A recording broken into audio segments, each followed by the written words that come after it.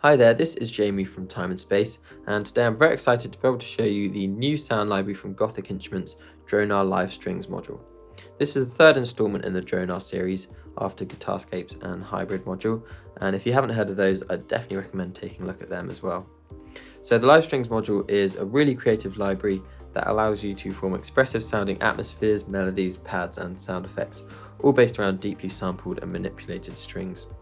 So you can achieve a huge variety of moods and tone within the instrument, and I can safely say it's the most powerful one in the series to date.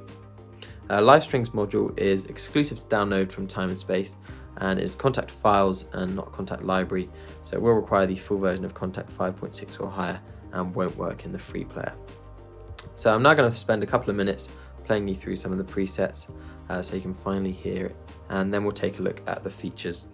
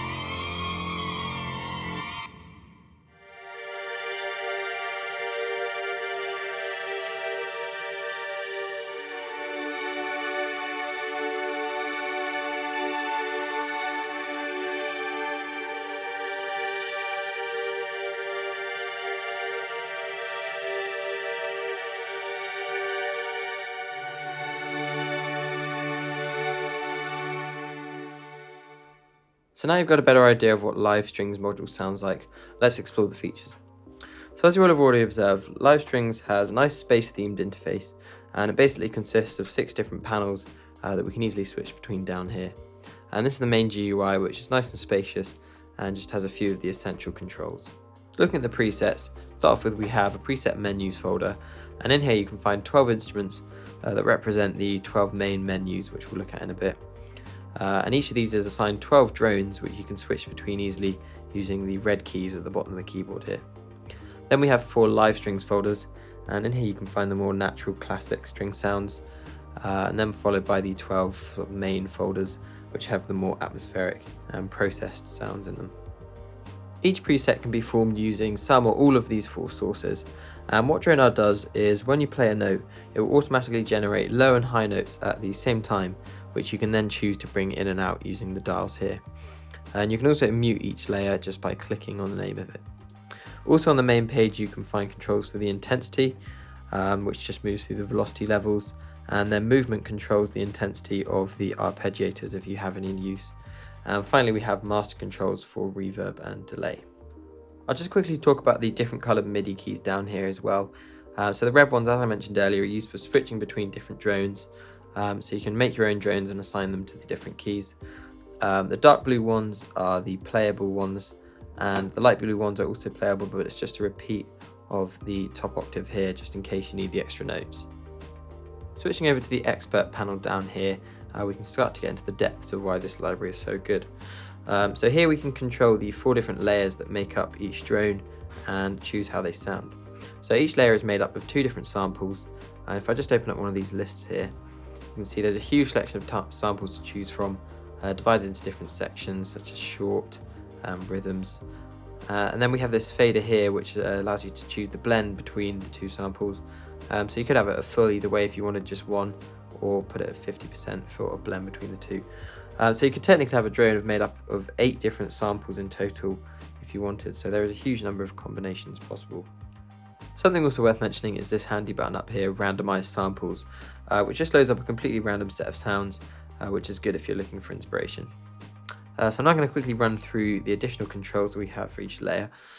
So these 2 here are the attack and release of the layer. Then we have some filter settings. So we've got F, which is the filter cutoff, Q is the resonance, E to F is the envelope to filter. So if that's turned up high, when the sound's getting louder and quieter, the filter cutoff will change. This dial here relates the modulation wheel to the filter. So if you've got this turned up high, the mod wheel will also affect the filter. Then finally we have stereo width, tone, which is a sort of low and high pass filter that removes and boosts certain frequencies. And then we have the layer volume. One other button you will have seen on each layer is the thick button here. This just adds in extra notes, either an octave above or below, to allow for a larger, thicker sound for each layer. And you may also be wondering about the smart bass option down here. This basically detects the chord you're playing and works out the correct root note for the bass if the option is switched on. Anything you do on this page can easily be saved and loaded up again, just using the store and load functions here. So it's easy to come back and pick up where you left off. Moving on to the LFO and effects page. First, I'll just mention the effects on this page only apply to the current drone you're playing, whilst the master effects panel applies to all, just in case you were wondering what the difference was. So Live Strings module has a great LFO which can add some interesting textures to some of the drones. The LFO can be routed to pan, filter or pitch, and then we can go on to adjust the rate, the shape. We've also got a desync dial, which puts all the sounds in the drone out of sync for a more chaotic sound. So I'll just quickly show you the LFO.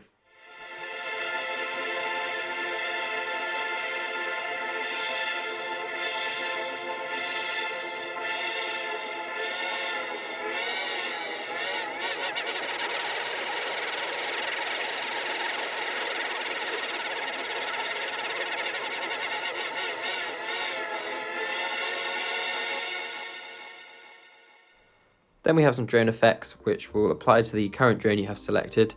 So we've got distortion with drive, damp, and then we can use the mod wheel to adjust that. And then we've also got a nice chorus as well. And at the bottom we've got master dials for reverb and delay, just like we had on the first page.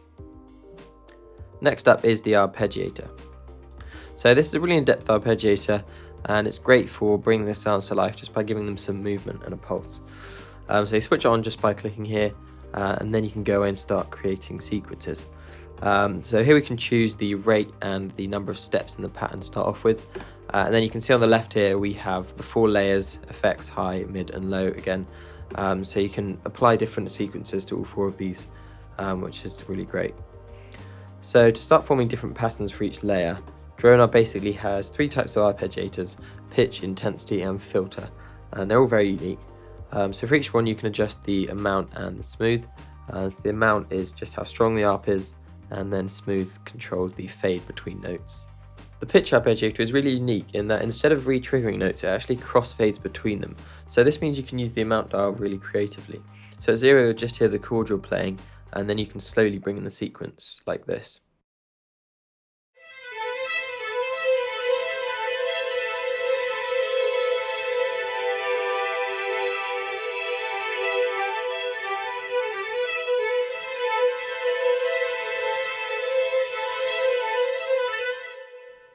You will have seen in this drop down menu here there are some other options, and this is just the order the notes play in, so we can have up, down, cycle or random, but these will change for each layer just because each layer covers a different range on the keyboard.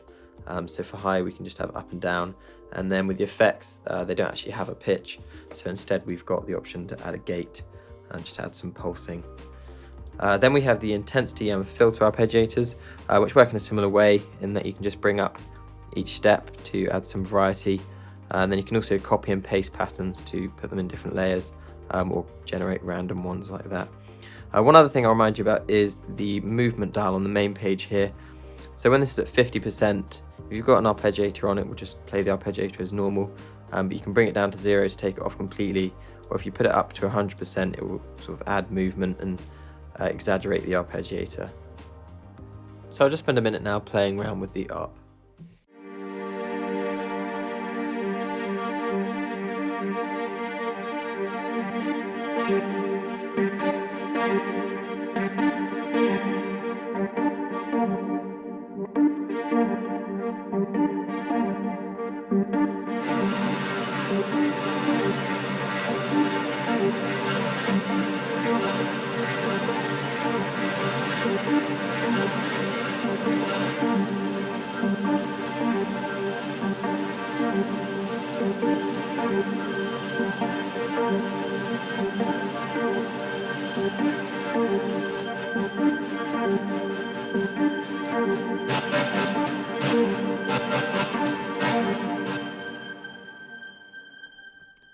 Now we'll look at the rhythm editor. So I mentioned earlier about how each layer is made up of 2 different samples in the expert page. So if I just open up one of these drop downs and scroll to the bottom, we've got a load of rhythm samples here, and these were recorded live at 3 different dynamic levels. So what you can do in the rhythm editor page is actually change the patterns of the samples. So we've got the 3 different layers here, low, mid and high, and this is the pattern editor. So you've got 4 different beats here, and you can just select a beat by clicking on it, and then you can also add accents to notes just by clicking on them.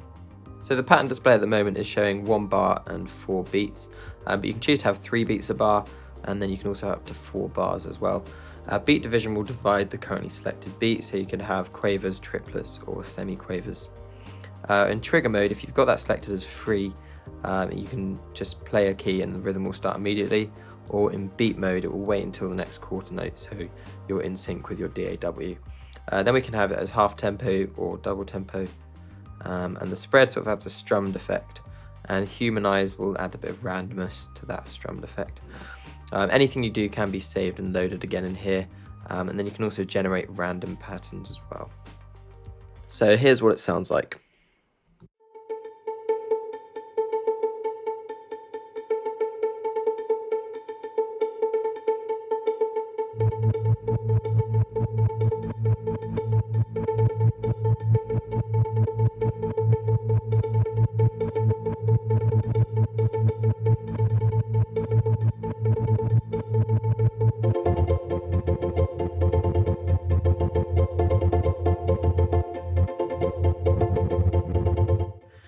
Finally, we have the master effects page.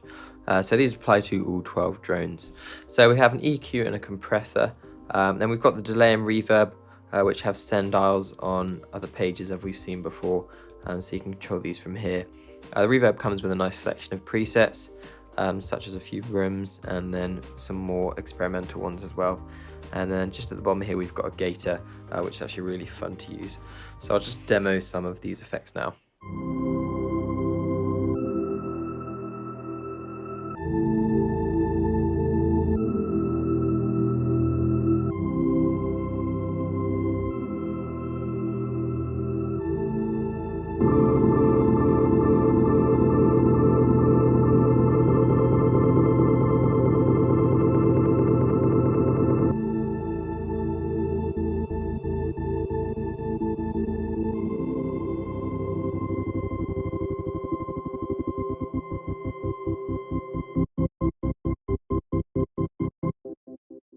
I hope this video has given you a better understanding of DRONAR Live Strings module, and I would really highly recommend it to absolutely everyone. If you already own a DRONAR module, you'll know how good they are to use, and this module is even more immense than the first 2, and it will also work really well with them.